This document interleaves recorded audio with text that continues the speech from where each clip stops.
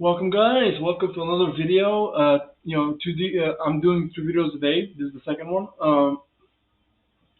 Today, the video I'm doing on is we're continuing the series. Just uploaded the Conquest of India. This is the company Raj. I don't know what it's all about. I think it's about the companies or something. What we saw last time was the Black Hole of Calcutta, where they basically put like 200 people in a very small cell and they like all suffocated. And it was a major British scandal, and they went to war over it. It was a whole thing.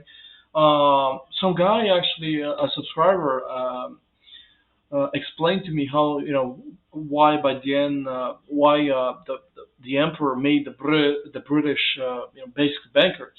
It was because he was basically a puppet. He didn't have that much power anymore. But yeah, anyways, this is episode 4, the company Raj Extra History. Let's go on. Hall, February 13th, 1788. The House of Commons, the House of Lords, members of the royal family, foreign dignitaries, historians, and socialites are packed into the Palace of Westminster. But they aren't here for a monumental vote, or a declaration of war, or even a coronation. They're here for an impeachment trial. The defendant is Warren Hastings, who until recently was the East India Company's top man in Bengal. He stands accused of a litany of crimes, including embezzlement, extortion, dueling his political rivals, and the illegal killing of a Maharaja. And leading the prosecution against Hastings is the so-called father of modern conservatism, Edmund Burke. No Hastings' way. alleged crimes were so numerous that it took Burke a full 2 days to introduce and explain each of the charges. And the trial itself eventually required 148 days of meetings over the course of 7 years. What? Sounds excessive, right? Well, consider this. What was at stake wasn't just Warren's reputation, but rather the past, present, and future of the British Empire in India. Okay. I don't know anything about this because I know that they basically took over the company, like the British Empire took the company, basically the company operated in India, and they basically took over the company, all the assets. Thanks so much to CuriosityStream for helping us tell today's historical tale. Thanks to the Diwani, the East India Company had become the de facto rulers of Bengal. And this change was so sudden and unexpected that it represented a real-time paradox for the people of India and Britain. In India, they described the event using the Persian word inquilab, which translates roughly to topsy-turvy or a surprising inversion of the existing order. As one Mughal poet put it, the revolution in Bengal left those who rode elephants as beggars in the streets, while it elevated the beggars into palaces. The British were equally caught off guard by these events. Most of Britain's attention in the 18th century had been focused on Europe and America, and now they turned around in 1765 to discover that the EIC, the company that was always on the verge of going bankrupt, now controlled a region with a higher population and landmass than Britain itself. And it's important to remember how the company gained this power. On its surface, the EIC was a trading company, but in reality, it had become a private security firm that operated a bit like the mafia. They built up their paid sepoy armies, sold protection to the highest local bidder, and when those customers couldn't pay, the EIC demanded, and usually got, taxation rights. Why, good sir, what a fine and majestic subcontinental region you have here. 'Twould be a pity if something were to happen to it. Afterward, the EIC could use said taxes That's to funny. build up their military power more and force their way into new territories, thus increasing their profits. And in the words of one EIC officer, the EIC eventually destroys every government that it seeks to protect. How's that for a paradox, huh?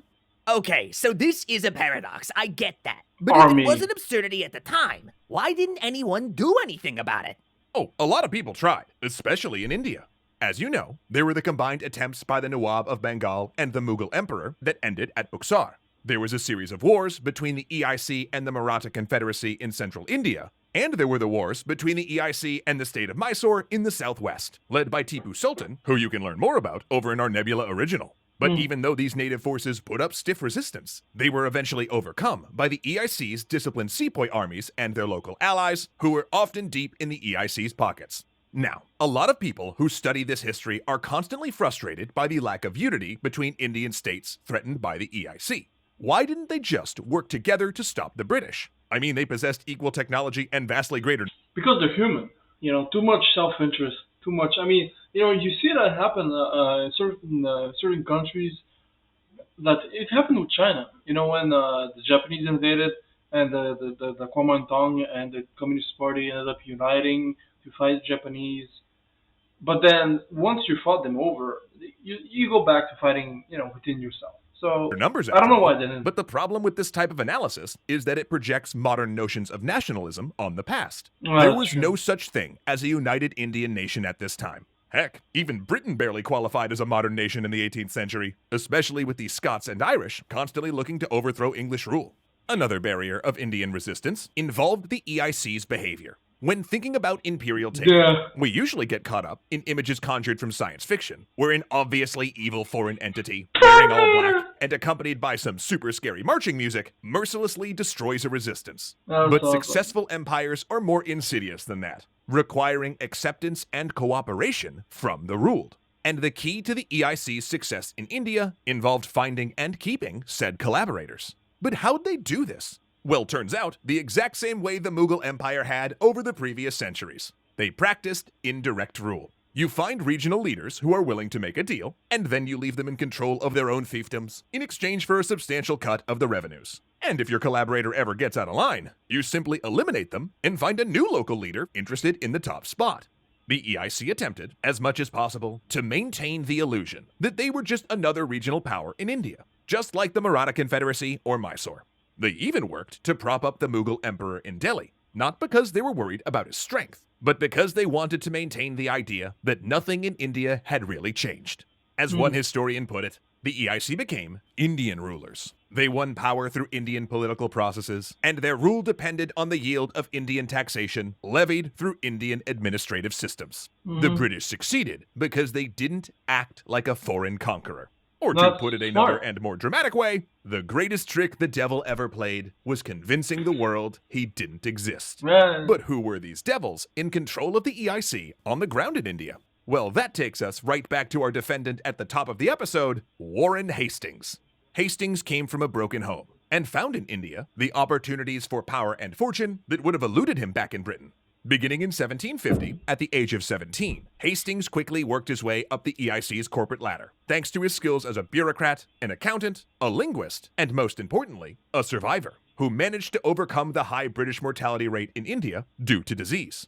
His skills and immune system allowed Hastings to become the de facto EIC governor of Bengal in 1772, a position he would hold until 1785. There, Warren emphasized the principle of indirect rule. He attempted to mimic not only the methods of Mughal emperors, but also their culture. He elevated and befriended local leaders, and he personally managed diplomatic meetings in Urdu rather than using an interpreter. He also became a patron of local arts and culture.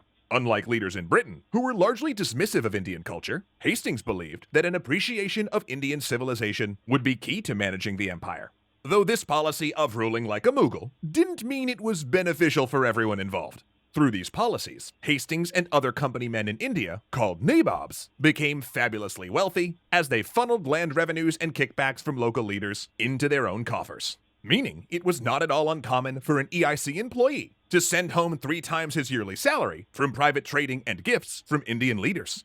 And this exorbitant transferal of wealth caused a significant financial drain on India because the nabobs rarely invested these personal fortunes, again accrued almost completely from Indian taxes, back into India itself. You know, it's kind of like if an American-based company that specialized in 2-day shipping decided to invest its money in corporate space travel rather than worker wages. But you know, what do I know? I'm just a cartoon on the internet. Simultaneously, like any good mafioso, the nabobs showed a complete disregard for common Indians in pursuit of profit. They wanted their land revenues, or else. This caused local Indian collaborators to push ordinary cultivators to the breaking point, growing cash crops instead of food. A policy that led to a significant famine in 1770 that claimed the lives of an estimated 10 million people.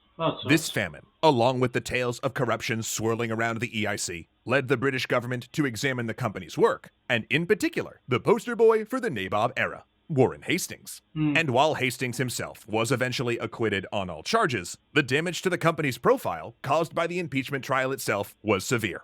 7 years. Under the East India Company Act of 1784, the operations of the EIC were brought under the direct supervision of the British government. The EIC remained nominally in charge, but the days of unfettered corruption had come to an end. Okay, now with the evil EIC out of the picture, the common cultivator is saved, and they all lived happily ever after. Right? Oh, Army, you sweet summer sofa. Not even close. Things are about to get much, much worse. But you know, Anyways, this is a very good video. I hope you liked my reaction. I didn't react that much, but it was very interesting. It was very interesting the way the EIC decided to rule because they ruled basically like the mafia. Like give us money for protection. If you don't cooperate, we kill you. And the guy Warren Hastings, I mean, what a the guy was able from the age of 17. He climbed up the ladder, man. Good for him. Um, but yeah, 10 million dead. That's brutal. 10 million dead, famine. I mean, there's so many famines in history. You go through them and you become desensitized to the numbers.